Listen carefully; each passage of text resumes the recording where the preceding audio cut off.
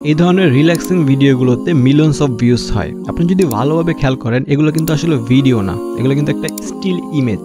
আমি এই ধরনের ভিডিও বানানোর প্রসেসটা আপনাকে দেখাবো। তো চলুন শুরু করি।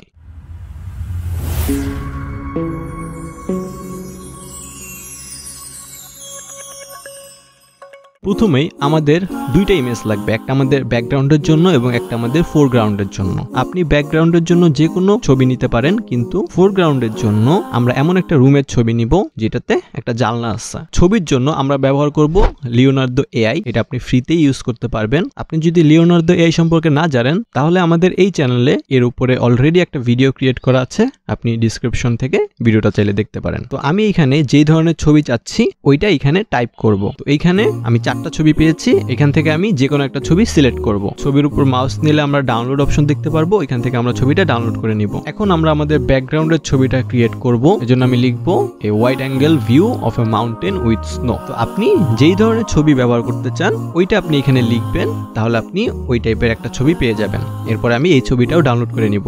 এরপরে আমাদের সেকেন্ড স্টেপ হলো আমাদের ফোরগ্রাউন্ডের ইমেজটা থেকে জানালার অংশটুকুর ব্যাকগ্রাউন্ডটা রিমুভ করা। তো এইটা আপনি চাইলে যে কোনো ফটো এডিটিং সফটওয়্যার থেকে করতে পারেন। আপনি চাইলে ফটোশপও ব্যবহার করতে পারেন। আমি এখানে ফটোপি ব্যবহার করছি, কারণ এটাকে আপনি ফটোশপেরই একটা অনলাইন ভার্সন বলতে পারেন। এটা আপনি ফ্রিতে ইউজ করতে পারবেন এবং ফটোশপের টুলসগুলো এখানে পেয়ে যাবেন। প্রথমে আমি নিউ প্রজেক্ট থেকে একটা নতুন প্রজেক্ট ক্রিয়েট করব। এরপরে আমি অ্যাসপেক্ট রেশিও সিলেক্ট করব। এখানে আমি ইউটিউব কভারের সাইজটা সিলেক্ট করব। এখন আমি একটু আগে ডাউনলোড করা রুমের ছবিটা ড্র্যাগ করে এনে ক্যানভাসের উপর রাখবো। এরপর আমি ছবিটা কর্নার থেকে ড্র্যাগ করে ক্যানভাসের সাথে পুরোপুরি ফিট করব। এরপরে আমরা পলিগনাল টুল সিলেক্ট করব। এরপর আমি ছবিটাকে একটু জুম করব। এরপরে উইন্ডোর কর্নারে মাউস নিয়ে ক্লিক করব। এরপরে আবার সেকেন্ড কর্নারে নিয়ে মাউস ক্লিক করব। এভাবে করে সবগুলো কর্নার সিলেক্ট করব।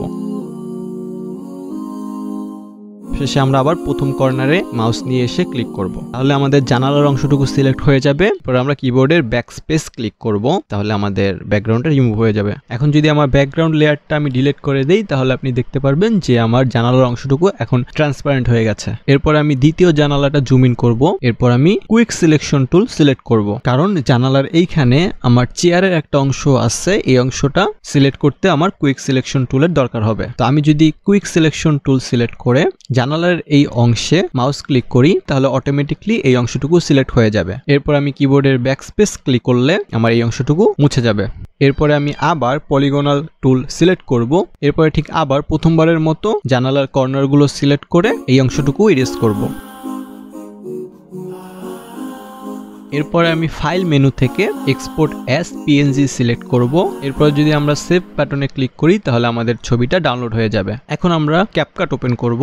আপনি চাইলে অন্য যে কোনো এডিটিং সফটওয়্যার ব্যবহার করতে পারেন। এরপরে আমি আমার ফোরগ্রাউন্ডের ট্রান্সপারেন্ট ছবি এবং আমাদের ব্যাকগ্রাউন্ডের ছবিটি আমি ক্যাপকাটে ইম্পোর্ট করব। এরপর আমি দুইটি ছবি ড্র্যাগ করে এনে টাইমলাইনের উপর রাখবো। ব্যাকগ্রাউন্ডের ছবিটা নিচে রাখবো এবং ফোরগ্রাউন্ডের ছবিটা উপরের লেয়ারে রাখবো। এরপর আমি ব্যাকগ্রাউন্ডের ছবিটা একটু রিসাইজ করে নিব।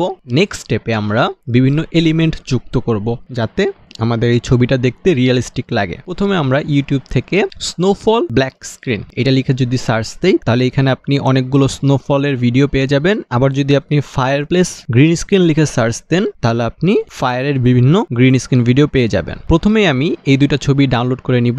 আপনি যে কোনো অনলাইন ইউটিউব ভিডিও ডাউনলোডার ব্যবহার করতে পারেন। এরপরে আমি গুগল থেকে একটা উইন্ডো গ্লাসের পিএনজি ইমেজ ডাউনলোড করে নিব। এরপর আমি এই তিনটা এলিমেন্ট ড্র্যাগ করে ক্যাপকাটে নিয়ে আসবো। এরপর আমি প্রথমেই স্নোফলের ভিডিওটা ড্র্যাগ করে টাইমলাইনের ব্যাকগ্রাউন্ড এবং ফোরগ্রাউন্ডের মাঝখানের লেয়ারে রাখবো। এরপরে আমি ব্যাকগ্রাউন্ড এবং ফোরগ্রাউন্ডের ডিউরেশনটা আমার ভিডিওর সাথে ম্যাচ করব। এরপরে আমি ডান পাশের বেসিক মেনু থেকে ব্লেন্ডিং মোড অপশনে যাব এবং স্ক্রিন ব্লেন্ডিং মোড সিলেক্ট করব, তাহলে আমার স্নোফলের ব্ল্যাক অংশটুকু রিমুভ হয়ে যাবে। এরপরে আমি এইটা একটু রিসাইজ করে নিব। আপনি চাইলে স্নোফলের ইফেক্টটা বাড়ানোর জন্য স্নোফলের লেয়ারটা একবার কপি করব। এরপরে আমি ছবিটা একটু জুম করে নিব যে এখানে ফায়ারপ্লেসটা আছে।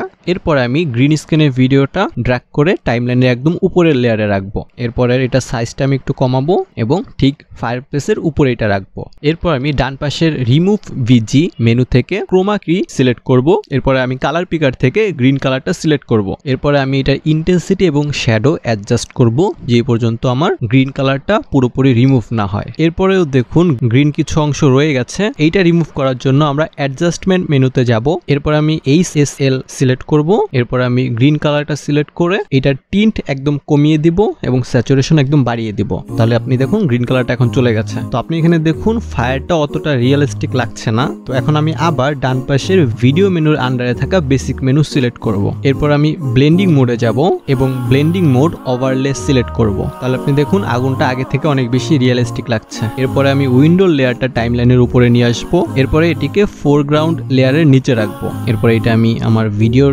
ডিউরেশনের সাথে ম্যাচ করব। এরপরে এটা আমি ফ্রেমের সাথে একটু অ্যাডজাস্ট করব। এরপরে আমি এটার ব্লেন্ডিং মোড চেঞ্জ করে সফট লাইট দিব। এটা আমি একটা উইন্ডোতে রাখবো। এরপরে এই লেয়ারটা আবার কপি করে সেকেন্ড উইন্ডোতে সেম ইফেক্টটা দিব। এতে করে এটা দেখতে আর একটু বেশি রিয়েলিস্টিক লাগবে। তো সবশেষে আপনি দেখুন আমার ব্যাকগ্রাউন্ডের ছবিটা একটু বেশি ব্লুইশ এবং আমার ফোরগ্রাউন্ডের ইমেজটা একটু ইয়েলো। তো আমি আমার ব্যাকগ্রাউন্ডের ইমেজটা টাইমলাইন থেকে সিলেক্ট করব। পরে আমি অ্যাডজাস্টমেন্ট মেনুতে যাব। এরপরে আমি এটা টেম্পারেচার একটু বাড়িয়ে দেব যাতে আমার ব্যাকগ্রাউন্ড এবং ফোরগ্রাউন্ডের কালারটা ম্যাচ করে। সবশেষে আমি আমার টাইমলাইনের সবগুলো লেয়ারকে সিলেক্ট করব। পরে আমি মাউসের রাইট ক্লিক করব এবং একটা কম্পাউন্ড ক্লিপ তৈরি করব। এরপর আমি প্রিভিউ মেনু থেকে রেশিও সিলেক্ট করব এবং এটার অ্যাসপেক্ট রেশিও 9:16 রাখবো। এরপর আমি টাইমলাইন থেকে লেয়ারটা সিলেক্ট করব।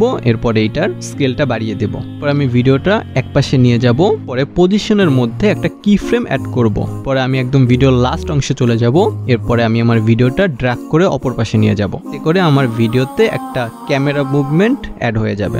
শেষে আমার ভিডিওটা দেখতে অনেকটা এরকম হবে। তো আমার ভিডিও এখন রেডি। এখন আমি উপরের কর্নার থেকে এক্সপোর্টে ক্লিক করব। এরপরে আমার ভিডিওটা আমি এক্সপোর্ট করে নিব। তো এই ছিল আজকের ভিডিও। আমি চেষ্টা করেছি সহজভাবে আপনাদের কাছে জিনিসটা তুলে ধরার। তো ভিডিওটা ভালো লাগলে অবশ্যই একটা লাইক দিবেন। So that's it for today's video and thanks for watching this video.